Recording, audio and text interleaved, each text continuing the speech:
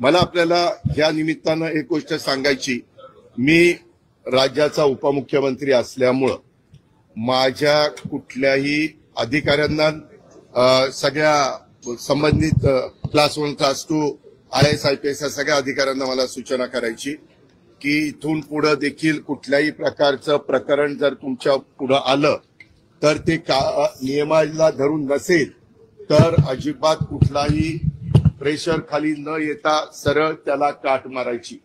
कुणी माझ्या जवळचा नातेवाईक असो नाहीतर कुणी माझ्या नावाचा वापर करून कुणी काही केलेलं असलं तर हे मला चालत नाही, चालणार पण नाही।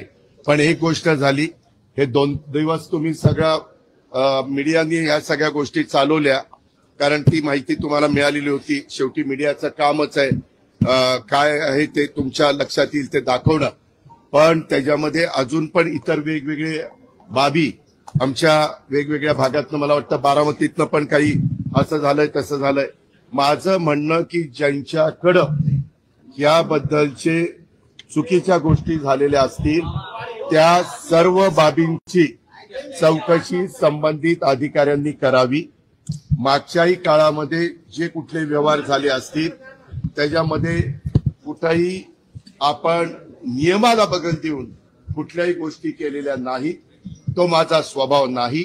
मी अतिशय स्पष्टपणे या गोष्टी तुमच्या माध्यमातून राज्यातल्या जनतेलाही सांगू इच्छितो आणि गेले 2 दिवस ह्याच्याबद्दल जे काही बातम्या आल्या आणि त्याच्यातून माझ्याबद्दल गैरसमज झालेला असेल तर त्यांनाही याबद्दल अतिशय स्पष्टपणे मी सांगू इच्छितो आणि यामध्ये एकही पैशाचा व्यवहार झालेला नाही।